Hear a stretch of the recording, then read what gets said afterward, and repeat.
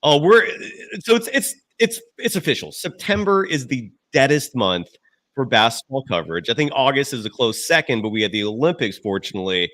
Sophia Jones and I were about to reach into our bag of desperation and do a show based on training camp countdowns, pulling all the gimmicks, and then last minute we saw the news item. It dropped of Steve Kerr talking about the Draymond Green punch. We're going back in time 2 years, Sophia. We're also going to talk about the WNBA. You've got some exciting Valkyries news.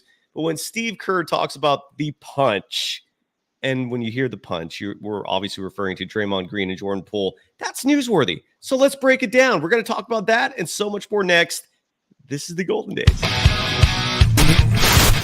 They always find something to nitpick, and that's because there's expectations for us to win. It was a pretty crazy night. Let's go. In a minute, I'ma need a sentimental man or woman to pump me up. Come on and break me off. 'Cause I get what I want and I like what I see. If you got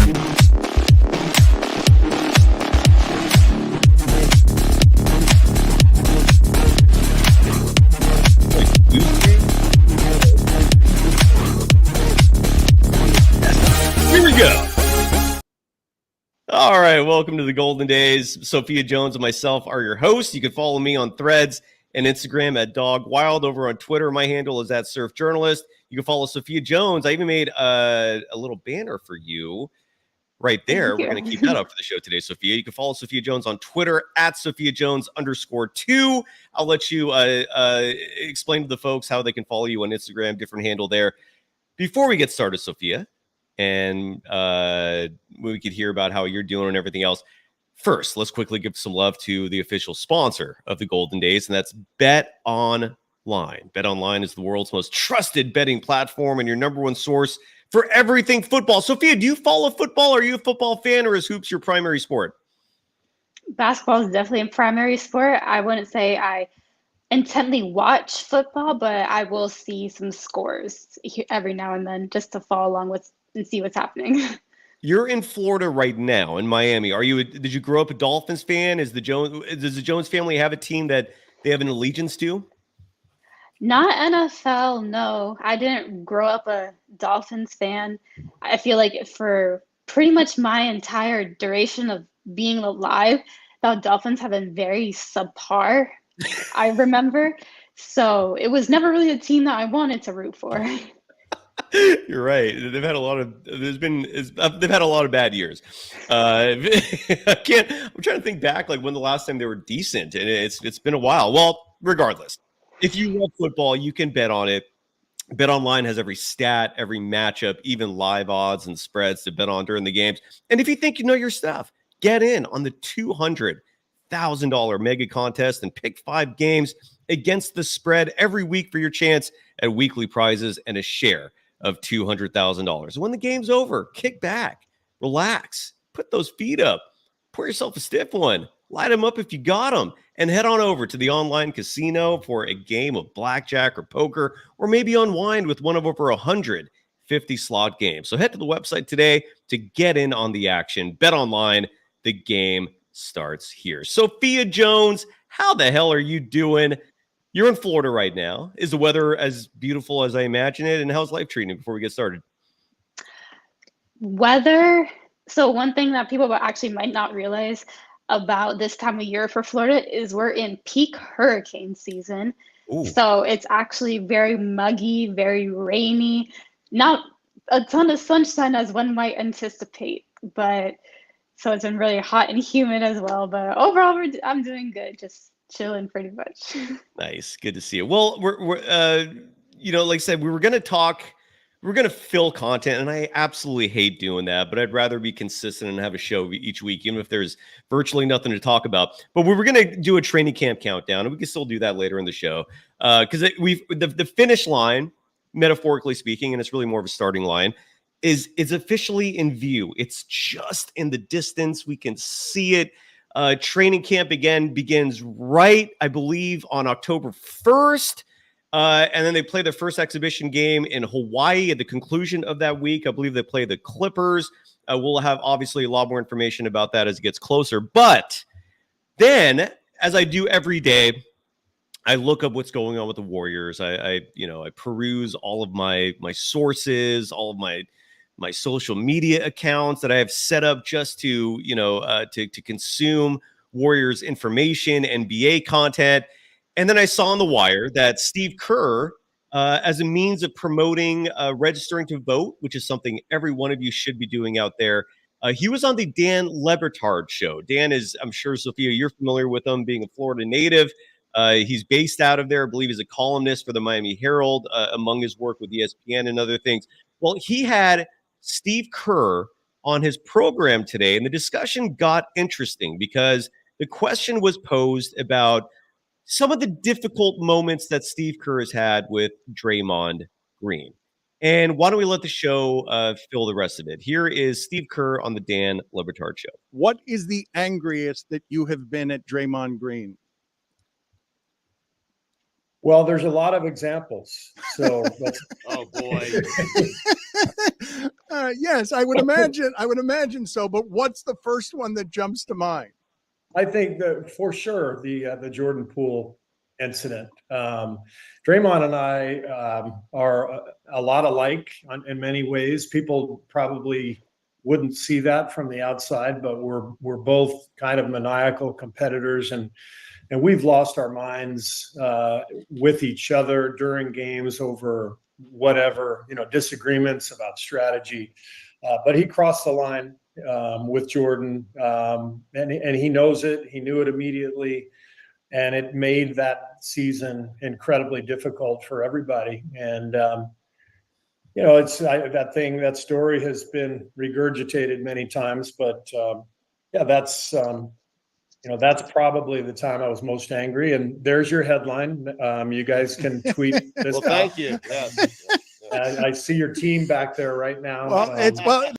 All right, we'll stop it right there. So basically, Steve Kerr admitting on the Dan Le Batard show today that the most angry he's ever been with Draymond Green was the Jordan Poole incident. Sophia, your immediate reaction to Steve Kerr's comments? I feel like it's very valid. That moment kind of defined how the whole rest of the season was. The team really wasn't the same after that. And even though Draymond has had moments in the past, because it was against another teammate and because it was so public, that footage got released and everyone was talking about it, it really hurt that team. It totally did. There's a lot of nuance to that incident, and I know we're 2 years removed from it now, but when I think back, and I haven't looked at the video in a long time, for some reason, one of the first thoughts that comes to mind is Ron Adams just not being fazed at all. Like, he never even flinched when that happened, which told me that he was used to it, that this was a very common occurrence. Sophia, you've been around the NBA for a long time. Your dad, Mark Jones, the voice of the NBA, besides the fact that he's routinely, involved in the NBA circles, but he also played D1 basketball just like you. So your family is entrenched deep in basketball culture. From what you've heard throughout the years with stories, did the incident with Draymond Green and Jordan Poole surprise you? Was it something that was, jaw dropping, or in your mind, was it just, par for the course? Like, this happens regularly in practices and sometimes in locker rooms. There's a lot of testosterone, flowing coursing through the veins of each athlete in there. Is this common to you, or were you taken aback when you first heard about it? I was not fazed. Same. I was not fazed at all. I think the real problem became because it got so much publicity and that footage was released. I feel like that was really caused the majority of the fallout. But from being in many different types of basketball environments at all levels, that stuff really does happen. Is, like I said, it's just because it was in the view of the public eye that really caused for it to really fracture the bond between those two and a little bit of the team as well. Absolutely. In your opinion, if the video of that punch was never leaked, And that's a whole other story, right? I mean, Bob Myers, excuse me, was a guest on JJ Redick's podcast. I believe this was before JJ Redick was hired by the Lakers. He's not doing the podcast thing anymore, but JJ Redick asked Bob Myers, did you guys ever catch the individual that leaked that video? And I love Bob Myers for a lot of reasons, including his candidness. And he flat out said, no, we never found out who leaked it. So that person, whoever it is still out there. They got away with it. So congratulations, I guess. And I'm sure they got a nice payday by TMZ in the process. In your opinion, if that video was never made public, would things have been different? I think that they would have been. I feel like because just the amount of people that were adding their opinions specifically to Jordan Poole because he was the recipient of the action, it really, it takes a lot on a person when in such a large light you're getting punched. No one wants a video of them getting punched circulating throughout. So I feel like if it was a more contained scenario, I don't think it would have had the same fallout as it did. Totally agree with you, because with the video getting leaked, suddenly Jordan Poole, there's, the ego side of it comes into play, right? I mean, he got humiliated. There's no other, way to spin that. It's not a good look to get punched and basically, I don't know if he was like literally knocked out, but I didn't see him throwing punches back. I saw him collapse after he was on the receiving end. It wasn't a good look. And the fact that it became public, like you said, definitely made it a lot worse than it was. And then Kev F in the chat brings up something I think is a great point, which is that Steve Kerr, the head coach that we just listened to, himself was on the receiving end of a punch in practice, which I think plays off what you and I have been saying about the fact that this is a fairly common thing. This was not out of the norm. And Steve Kerr got punched by Michael Jordan, took the punch, actually, did Steve Kerr throw the punch first? I think Jordan did. Do you remember? I'm brain farting right now, but do you remember exactly how that went down? I can't remember who threw the first punch in that scenario. I think it was Jordan, though. Maybe it was Steve Kerr. You remember? I wasn't around for that, so I honestly don't know. We saw The Last Dance, right? I mean, they talked about it. I did, yeah. No, I can't remember. I can't remember. I think actually Steve Kerr punched Jordan in the chest. And then Jordan threw a punch at Steve Kerr's face. I think that's how it went down. But the point is, this stuff happens, and it got leaked, which made it worse. Let me ask you this. I'm going to break some news right here on the show today, all right? And I'm curious to get your reaction to this, Sophia. And this has never been reported, but the from what I learned 2 years ago, either the day of or the day before, Draymond Green had learned that he lost custody of, I believe, his youngest child, little Dre, right? And I don't know if you folks are aware of this, but like little Dre used to be around like all the time. Like you'd see him at press conferences, you'd see him at practices, you'd see him at games, and he's an adorable kid, right? But we haven't seen him much recently the last 2 years. There's been an absence of Dre Jr., and from what I've learned, it's because he lost the custody battle. And these things are obviously family dichotomies and the dynamic of it. It's complicated. I don't want to delve into, just the ugliness of custody battles and stuff. But my question to you, Sophia, is do you feel like in any regard, given that Draymond Green was likely having an awful day, all right, like when you get news like that, you're not feeling good. I'm not excusing Draymond Green throwing the punch, but given that he was going through it and dealing with a lot, does that change your viewpoint at all? Or do you think Draymond Green is just still flat out, no excuse, just was wrong to do what he did? What are your thoughts on that? I think he still was in the wrong in that situation. I'm very much a peace person. I don't really like violence like that. And I remember, last 2 semesters ago, I took a stress management class. And one of the things that they taught us was that despite all the stimulus that you might be receiving, you always have to create space between that and your reactions. And I think no matter what type of stimulus and what's going on that you're receiving, you have to have that capacity to be able to think before you react, pretty much. Absolutely. No, that's and regardless of what's going on in your life, there is no excuse or justification for violence. It's just Draymond was having a bad day. It was just an ugly situation all around. But do you have any thoughts on Steve Kerr and Draymond Green's relationship? Like, it's a fascinating one, right? To me, it's very reminiscent of Phil Jackson, the way he coached Dennis Rodman and handled Rodman, right? It's someone who, I don't know if unstable is the right word, but maybe volatile, very emotional, right? Certainly passionate. What are your thoughts on Steve Kerr's job managing Draymond Green? Because I commend him for it. I don't think Draymond's an easy person to coach. What are your thoughts? Well, like he said in the interview clip as well, at both of their core, they are competitors. And I think that if you can at least have a common ground that you can find and you both have the same goal and end result that you want to achieve, you should be able to kind of get past any type of disagreements that they might be working through, especially when you have such fiery individuals. But I think that Steve Kerr does have a very tough job, especially there might even be sometimes when Draymond does express himself maybe more than he should. And in the back of Coach Kerr's mind, he's like, I kind of agree with what he did. But at the end of the day, you have to be like, you can't do that. No, yeah, you're absolutely right. There's just no matter what you're going through, you're not going to get a free pass for violence. That's the bottom line. And look, Jordan, that whole incident was ugly. The year it is, the Warriors failed in defending the championship. It's weird that they won 44 games and got the 6th seed. Then the next year they won 46 and they were a play-in team. But that's how it went. But Jordan Poole was traded. We all know that, right? After the season, after they won the title, he got a big contract.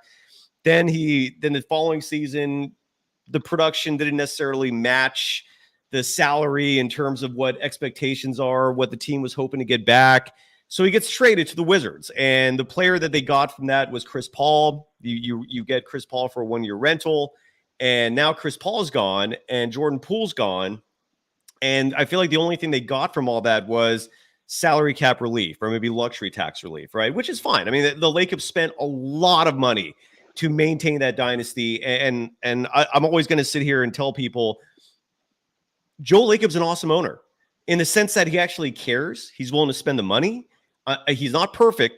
I'm not sitting here defending every action he's done, but in terms of adding some perspective relation to other sports owners out there, I think Joe Lacob is one of the best. And I think the Bay Area is lucky to have an owner like Joe Lacob who wants to win, who's not complacent, who cares more about the pocketbook than he does about the talent on the court. So with all that said, and the reason why I bring all this up is because D57 in the chat says, if Brandon Pajemski, who I think is the person who has now unofficially replaced that Jordan Poole piece, right? If Brandon Pajemski brings his three-point shooting around 40%, which I think is very possible, everyone's going to forget Jordan Poole.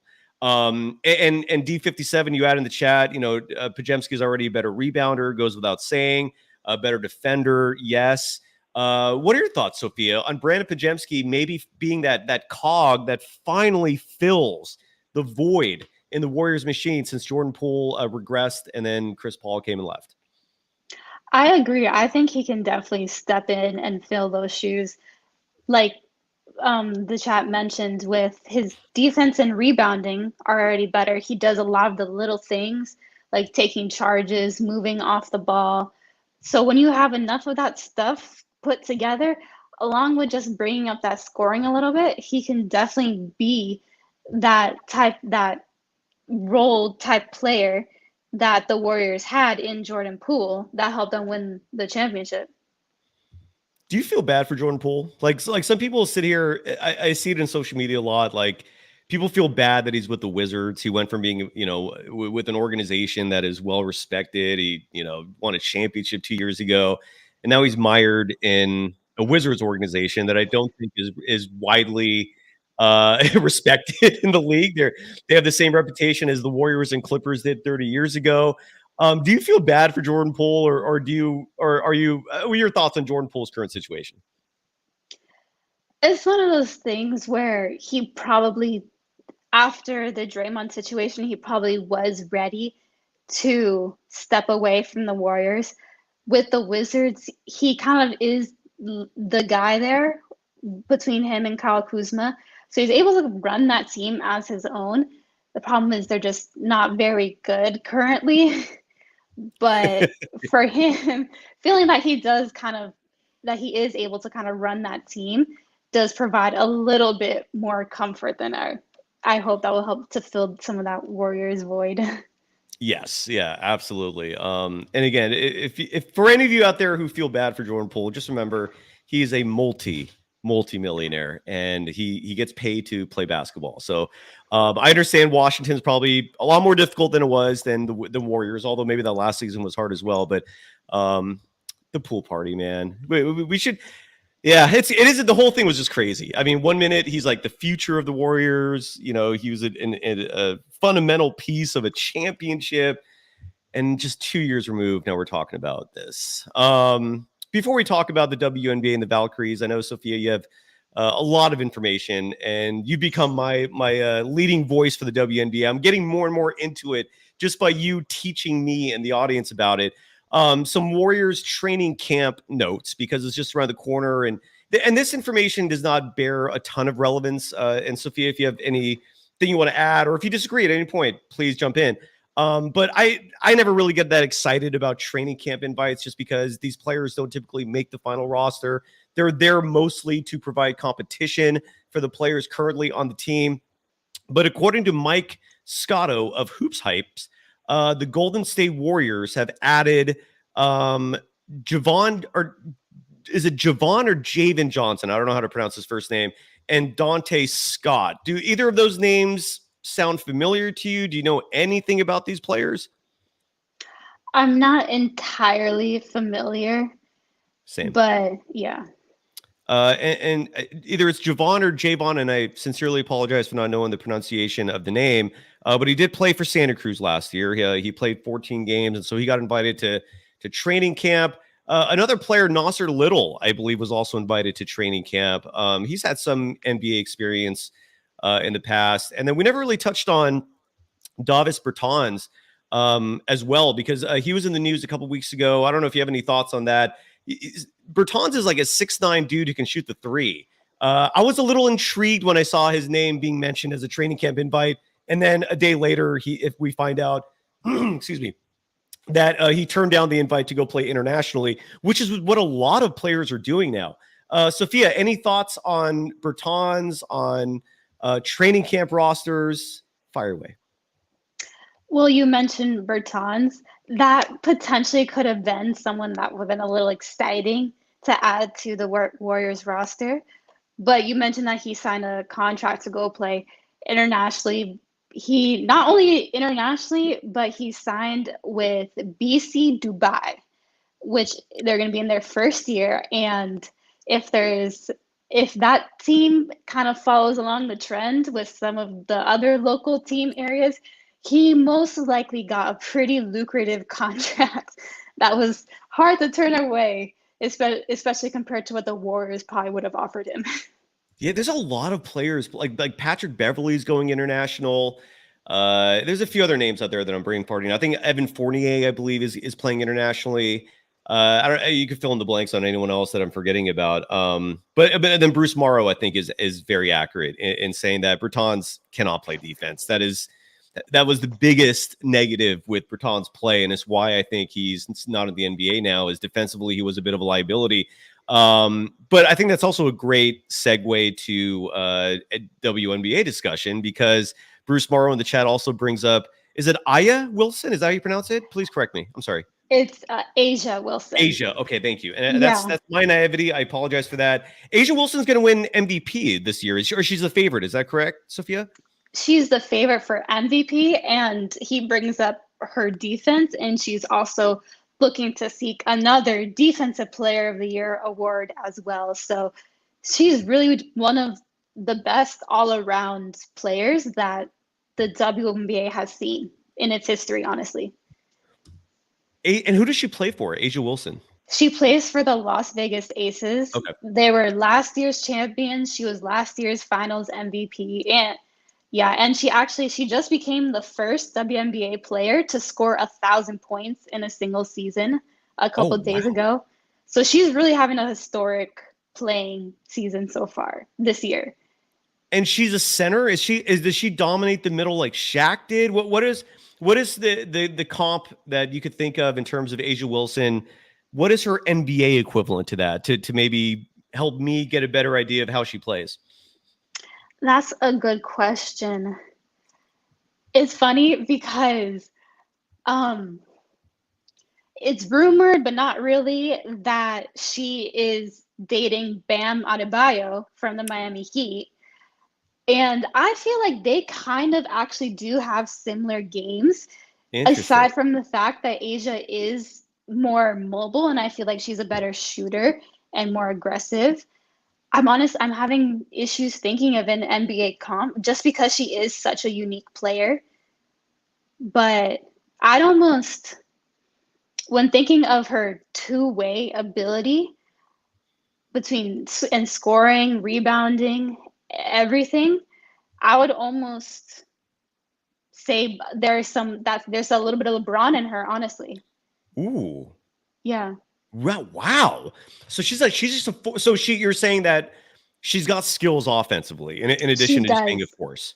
She's very skilled, yes.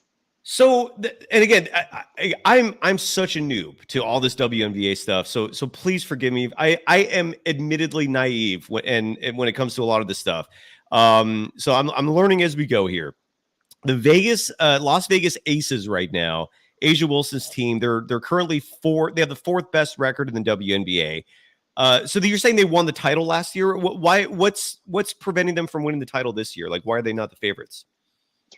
Aside from Asia, some of the other players on the team have just been a little bit inconsistent, as well as their point guard, Chelsea Gray. She was out with an Achilles injury at the beginning of the season, which their record faltered during that time that she was out. But since she's been back, they've been able to pick it back up. Bruce Morrow in the chat, by the way, I don't know if you agree with this or not. Bruce is a huge WNBA fan, saying that Nafisa is more LeBron. But he also respects your point. Nafisa Collier, can you enlighten me and the audience on her game? Her game also she has very good touch, and she does a lot of back to the basket moves, as well as just working around the paint and doing turnarounds. I almost see a little bit more of a Kevin Durant in Nafisa Collier. Interesting. On the offensive side, more so, especially because she's tall and lanky as well. Interesting. All right. Look at you, like you're teaching me, you're teaching everyone else, and look at you're impressing the audience. Sal Paradise in the chat, or Paradise, saying, Sophia, you have poise. That's a compliment. That is not everyone has poise. You. Yeah, I agree. Thank you for the compliment. Well deserved. Here's a question for you real fast. One of the biggest stars in the WNBA is Sabrina Ionescu. Is that how do you pronounce her last name? I'm so sorry. Ionescu. Okay, thank you for that. I apologize. So Sabrina Ionescu. Why is she not this, what makes Caitlin Clark so much better than her? I feel like a year or two ago when she was drafted, I believe first overall, everyone was looking at her as like the next great thing. But now Caitlin Clark is like the star of the WNBA. What separates Caitlin Clark's game from Sabrina's? I would honestly say that in terms of player to player, there's not a ton of separation.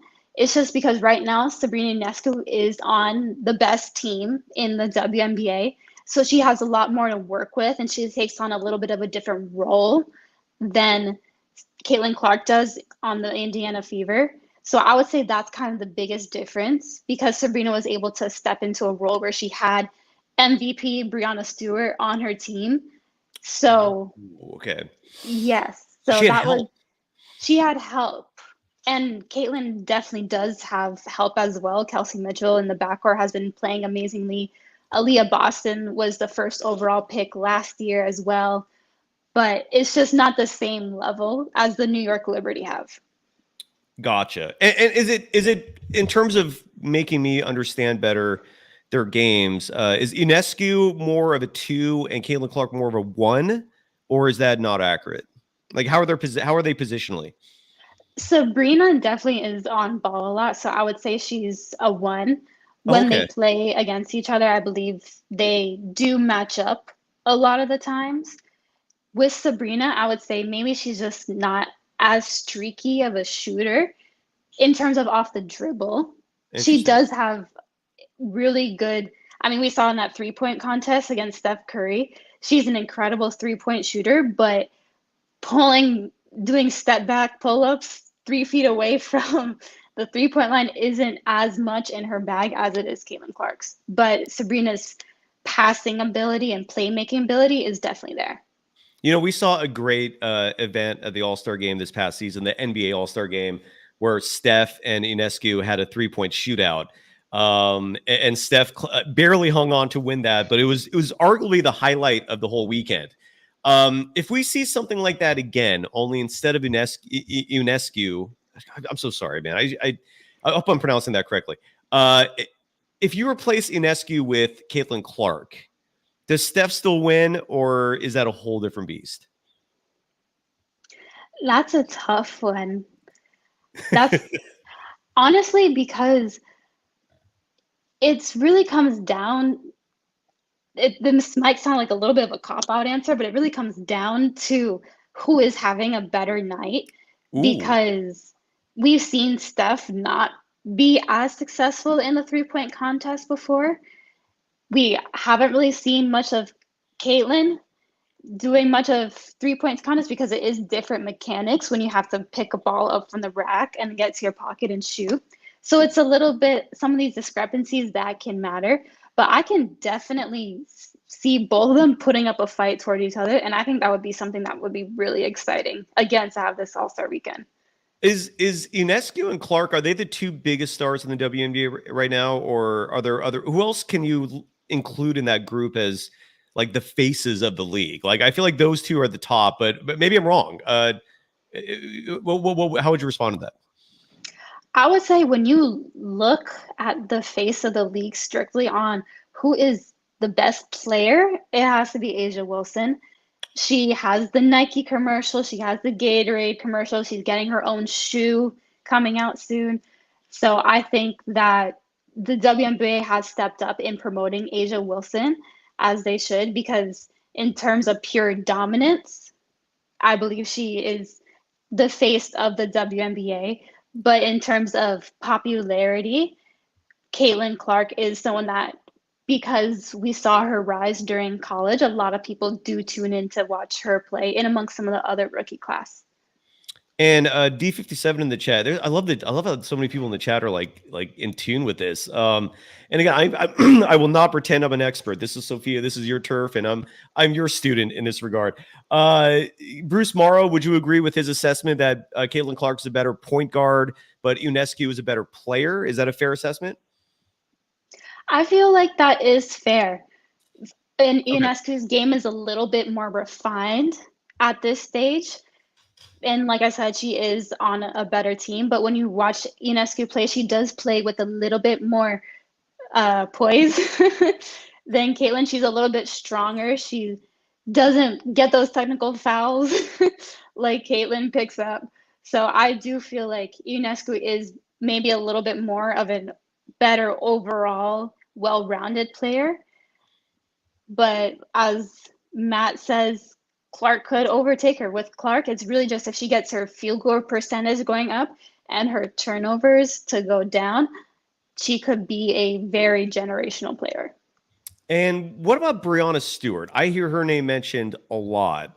Where does she fit in with all the top players in the WNBA? She's up there. So she's last year's MVP. Oh, I thought A'ja Wilson was. My bad? A'ja Wilson was the finals MVP last year. Okay. All right. Yeah. But so Breanna Stewart, she's an MVP in her own right. She's on the New York Liberty. So that team is #1 for a reason. And she's a big part of that. I believe she had a big 30-point game the other night. I can't remember her exact number, but she is very high scoring and she'll put a team on her back and get buckets. So that is okay. So the New York Liberty basically have two like mega stars leading that team, and that's why they have the best record in the WNBA right now at 31-7. And you mentioned you texted me that Asia Wilson. Did we already cover this? Like she was the first player to score 1,000 points in a single season. Was that this year? Yes. So a couple of days ago, she hit that milestone, and even in the season, she's averaging 27 points per game and 12 rebounds per game.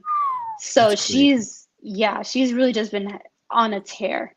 That's crazy. And then how do you explain Caitlin Clark, like her assist numbers? She leads the WNBA in assists. I always think of her as more of like a two guard, even though I know she handles the ball. Her game is clearly very similar to Stephen Curry, right? Like a ball handling scorer who's just, we've never seen anyone else like it in terms of shooting. But the assist thing, like, how do you explain that? I would say because of Caitlin's shooting ability, you see a lot where players will play up on her, and she uses that to just either drive past, which then creates people to draw, and she kicks out. In the same way with Steph, when he's on the court, he's just such a gravitational force that the defense is drawn towards. Caitlin is a little bit of the same, as well as she gets a lot of her points because she just pushes the pace a lot. So when you watch the Fever play, they play really fast. So there'll be a lot of possessions where she'll get a rebound or someone else will get a rebound and they'll just push. And so she gets some of the assists literally from just taking one dribble and throwing it up towards the rim to a Aaliyah Boston just running the floor. And it's really exciting to watch. It sounds exciting. And I know the playoffs are just around the corner. And I want to ask you some questions about that in just a moment. Matt Brotherton, though, in the chat asked a question, will I be covering the Valkyries when they're already officially a team? I think you're asking when they actually start playing. And my answer to that is Sophia Jones will be covering the team. I will be the sidekick. I will be alongside Sophia's coverage. Sophia, if you're down for it, once the season does start for the Valkyries next year, I'm totally down with hosting a post-game show after every game. If you are, I'm on board for that. Anything you want to add to that, Sophia? Yeah, I would love to. I'm so excited about the Valkyries. They just released a couple pictures of their new practice facility that they're building in Oakland that looks state of the art, as well as their locker room in Chase Center. And they actually, just the other day, I believe about 4 days ago, they became the first women's sports team to have over 17,000 season ticket deposits. So there's a lot of support and people eager to be a part of this journey that the Valkyries are about to embark on. I don't blame you if you don't have an answer for this question. It's very nuanced, but I am curious. Are there any season tickets left or did they clean house? Do you know? I am not sure, but because they will be playing in Chase Center, which is an 18,000 seat venue, so I'm not entirely sure how that's going to work. But it sounds like the Valkyries will be playing in amongst a lot of fans and crowds, but night by night, which will be really exciting to see come next May.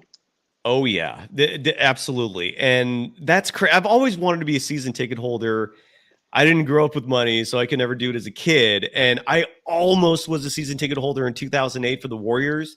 My buddy backed out last minute. We were going to do it together, and I'm sure he regrets it to this day. But the fact that that's a possibility for the WNBA side is fascinating. It got me, but you're right. It's probably sold out by now. And Bruce Morrow is adding as well. Better get those WNBA stocks now. It is booming. I don't think they're a publicly traded company, but I understand the metaphor. And Matt Brotherton, I agree that expansion is always full of chaos and fun. Super exciting. And we're going to rebrand the episodes that Sophia, you come on. We're going to have a rebranded name for the program, just a slight a variation from the name that we currently have, which is Golden Days. Like I said, NBA Coast to Coast is a weekly NBA show I do with Casey Stern. And we're going to come up with a cool name for this program where we talk about, in addition to the Warriors, we'll cover WNBA and the Valkyries as well. Anything that we did not touch upon in terms of the WNBA, the Valkyries? When do the playoffs start? I know that's just around the corner, right? The playoffs start Sunday. So there are games going on right now, and there are games on Thursday to kind of determine some of that last seeding. So those will be fun and competitive to watch, but playoffs start Sunday. So that'll really be exciting to see. And that is exciting to see. So we don't know yet. I'm looking at the standings right now, and it seems like 7 of the 8 slots are determined, meaning clinched. But the number 8 seed right now, there's such a drop off in record. Like the Indiana Fever, for example, the 6 seed, they have a 20-19 record. The 7 seed who clinched getting to the playoffs of the Phoenix Mercury, they're 18-20, so they're still lurking, looming at the 500 mark. But then the 8 seed right now is a battle between what looks like 3 teams. And I'm sorry, are you familiar with this? Do you want to take it away in terms of the battle for the 8 seed? Are you well versed? Yeah. So the Washington Mystics, Chicago Sky, and Atlanta Dream are all tied right now for that 8th seed. So between the games that are going on today and Thursday, that will determine who gets that last spot. And it'll just come down to which team loses, and if this team loses, but this team has to win. So that'll be really interesting to see, because it's always interesting to see who gets that last spot. And especially for WNBA, there's no play-in tournament. So whoever gets that 8th spot is in. Right. Someday there will be a play-in. I mean, and WNBA is going to be expanding for many years to come. Like I said, right now there are 12 teams total. The Valkyries will be number 13. When the Valkyries jump into the league next year, are they going to be the only expansion? So meaning like next season, it's going to be 13 teams total, or are there 2 teams going next season is going to be just the Valkyries, but the season after that, Toronto will be getting a WNBA team. And now it's being actually rumored that Portland might get a WNBA team. So that'll be another exciting West Coast team to watch. Yeah, absolutely. There's a lot of cities that I imagine the WNBA would thrive in. I could see San Diego being a good team. San Diego's a weird market. Like the NBA tried there for a lot of years, and I don't think they're ever going back. There's just too much going on for there to be a passionate fan base. With that said, at least during my time living there, the interest in women's basketball is a whole different level. Like I could see San Diego thriving. You mentioned Portland. I don't know if Seattle doesn't have a team, do they? They do. It's Storm. Yeah. Okay. All right. So that's covered. And they're actually the 5 seed right now, currently at 24-14. Bruce Morrow in the chat is asking, is it too soon for awards discussions? Like Sophia, do you have any selections, or do you want to save this maybe for next week in terms of WNBA awards? Any favorites to win the whole thing? What do you think? Should we do it now or save that for next week's show? I'll do it now. Why not? All right. Love it. I would say definitely my MVP would have to go to Asia Wilson. My rookie of the year would be Caitlin Clark. And then I would say defensive player of the year. I would go with Nafisa Collier. Yeah. I really have been enjoying watching her play and the Lynx play this season. So she's the star of the Lynx. She's the primary reason they're as good as they are? Yes, I would say so. Yeah, so right now the standings, again, the New York Liberty are first with a 31-7 record, and the Minnesota Lynx 2 games back at 29-9. And then you have the Connecticut Sun, who's third, the Las Vegas Aces, who are fourth, the Seattle Storm. Who plays for the Seattle Storm that I would know? Is there anyone on there that has some brand recognition, or is it an underdog type team? Like what does the Storm's roster construction look like? The Storm, so they have Jewel Lloyd. I don't know if you've seen any of the State Farm commercials. Yes. Where she goes into someone's house that has a leak and she's like dribbling and stuff. So that's Jewel Lloyd. That's her. Okay. Thank you for that. Thank you for that. I actually wondered who that was. Nneka Gwumake is another very talented player on that roster.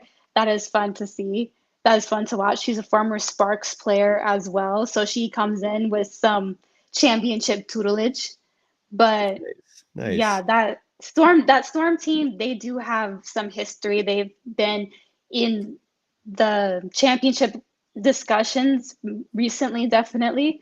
But they're an exciting team to watch as well. I would say one of their premier players, even though she just retired, is Sue Bird. Oh yeah. Absolutely. Okay, there we go. That and yeah, her name is very recognizable. Bruce Morrow is just a fan of the WNBA. He agrees with your selections, but he also adds a Coach of the Year. Who does Reeve coach? So that's Cheryl Reeves. So that's for the Indiana Fever. Do you agree? Should she be a Coach of the Year? See, what's interesting about that choice is because when the Fever were struggling a little bit at the beginning of the season, there are so many people calling for her to be fired. Ooh. Actually, but I actually really do commend her ability to be able to turn the team around and get them going and playing the way that they have been. Absolutely. So she could be in the discussion, especially because of the type of turnaround that the team had. And what about most improved? I see Carrington mentioned by Bruce Morrow. Your thoughts? I am a Dejanay Carrington fan. So she plays on the Connecticut Sun, and I feel like she has been a part of their success story this season. They're the 4th seed right now in the league, or no, they're the 3rd seed right now in the league. And she is one of the best defensive players in the league, I feel like, personally. And in addition to that, she's really stepped up her offensive game this season. So I think most improved for Carrington is a very well-deserved award. She's actually she graduated from Stanford as well. So there's a little bit of a Bay Area connection. Graduated from Stanford, then played her grad year at Baylor. But she's always been a very fiery, fun player to watch. I love it. And I think it's safe to say, right, Paige Beckers is who we're all rooting for the Valkyries. Is that a safe bet? Is she like the player in college basketball, the likely number 1 pick? Yeah, I would Maybe say not. she's one of the number 1 picks, and along with Kiki Irafin, she was a Stanford player and she transferred to USC to play this upcoming season. She is a long forward that is really just dominant as well. But I would say based on whoever has the better season, those would definitely be some of the top. Those are predicted to be the top 2 picks. Why would Bruce Morrow say that the Valkyrie have no chance of getting her? Are they not going to get the number 1 pick? Is that determined? It might be a little bit hard based off of how the expansion works and the likelihood of getting number 1 pick. While it's slim, hopefully it's not impossible. But I even remember seeing a tweet by Paige Beckers when the Valkyries came out with their branding release. She said that it's the best colorway in sports. So hopefully she's already leading towards wanting to come to the Bay Area. How do they determine in the WNBA who gets what pick? Because, I mean, obviously every sport's different, right? The NFL, it's strictly based on a hierarchy of worst record gets the number 1 pick and so forth. In the NBA, you have a draft lottery where the worse your record is, the higher your chances are, but there's no guarantees. To put it in perspective, the worst team in the NBA has approximately a 14% chance of getting the top pick. How does that work in the WNBA? Is it the same system? Is it different? Enlighten me, please. It's similar where they go through a certain type of lottery where you might not that's the same reason why with the NBA, they try to prevent just flat out tanking. So that's why with the Valkyries, whatever kind of weight they're assigned, that will give them the likelihood for a top pick. Are they given like the same weight as the team with worst record? Because sometimes I've seen in years past some expansion teams, they don't hand them the top picks, right? Like they don't want to give them any edge just because they're an expansion team. Do the Valkyries, are they going to have the same odds as the worst team? Or are they going to, do you do anything about that? I'm not familiar with the precise language surrounding that. Gotcha. Okay. Yeah. Xavier Ortiz in the chat saying it should be the first pick after the lottery. So perhaps the 5th pick. Okay. So Paige Beckers, it looks like she's not going to land with the Valkyries unless there's a stroke of luck. which is unfortunate. I hope the Valkyries get someone fantastic. I think we're all rooting for that if you're a Valkyries fan. Sophia, always a pleasure. You have enlightened me. You've enlightened the audience. The WNBA discussion is awesome. So how can people? So you said this week's the final week, and then the playoffs start Sunday. Is that correct? Yes. How are we watching all this? Like you mentioned that I still don't know what Eon or Ion is. You said is a former like CW. So I got to find Ion, but like, how does it work? Like in the NBA, there's basketball games Thursday night on TNT. Wednesday and Friday night, there's games on ESPN. Monday night, it's going to be on NBA TV. Saturday night's sometimes ABC's got your national coverage. When NFL's done Sundays, you have a national coverage on ABC and or ESPN. How does that work in the WNBA? Is there a structure like that, or is it random? I just want to be able to catch these games. How can I do so? So overall, you can get WNBA League Pass to be able to catch some of the non-televised games. Tonight, there are 2 games on NBA TV and 1 on CBS Sports Network. Ooh. And then on Thursday, there's 1 game on NBA TV and another game on Prime Video. Okay. And then once the playoffs start rolling around, we'll start seeing probably more games on ESPN and ABC and national television. That'll be easy to follow. I can't wait. I cannot wait for that. I know it's early in Caitlin Clark's career. She's a rookie, but what chances do you give the Indiana Fever of making noise? Is it going to be a one and done? Are they going to be in the first round and knocked out? Like, what chances do you give the Indiana Fever in Caitlin Clark's first year? I think because those top 4 teams in the standings are so strong, I would be surprised if they are able to make it out of the first round. I don't think they will completely just strike out and get swept, but those first 4 teams in the league are pretty stacked. Okay. Yeah. So it's the first 4 and then it's the rest. That's fair. The NBA is like that too. Bruce Morrow was saying the Fever can beat the Sun. Yeah, that's the only team that I think might that the Fever might have the most of a chance against, because they have had some success against them in the past. Interesting. Yeah. Does it work out where it's like 1 versus 8, 2 versus 7? Is that how the playoffs breaks down? Yes, I believe so. Okay. Well, yeah, then right now, if the season ended today, you would have the Connecticut Sun and the Indiana Fever in the first round. So maybe we can get a first round upset there, similar to Stephen Curry's first year in the playoffs, where if you have forgotten out there, folks, Stephen Curry's Warriors upset the number 3 seed Denver Nuggets in the first round. And the rest was history. So there you go. Anything we missed? Any last thoughts? Anything you want to add? Are we good? Are we done? Your thoughts? I think we about covered everything. Love it. Well, thank you. Sorry, go ahead. No, yeah, I would just say that if anyone is interested in getting season tickets for the Valkyries, I would recommend doing it soon because they're really flying off the shelves. Beautiful. Yeah, and pounce on that because those tickets will be worth something. I promise you that.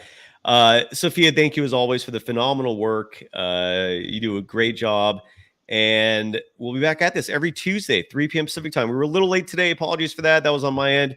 But Tuesday, 3 p.m., catch the show here. It's not just the NBA, folks. It's not just the Warriors, folks. We got the WNBA covered. You're getting me pumped up about the Valkyries. You're getting me pumped up about the WNBA playoffs. I'm here for it. I'm excited. Sophia, thank you, as always. Phenomenal work. For sure. Beautiful. And we'll be back next week, Tuesdays at 3 p.m. And for this show, I don't know what's next, to be honest. We will not have NBA Coast to Coast tomorrow. So stay tuned. Follow me on Threads and Instagram at Dog Wild. This is where I post updates about the program. Follow Sophia Jones on Twitter at Sophia Jones _2. And again, we'll be back here next week. Anything else you want to promote before we wrap it? Nope, nothing else to promote. Awesome. Well, thank you, everyone. The chat was amazing, and we'll be back at this soon. Bye-bye.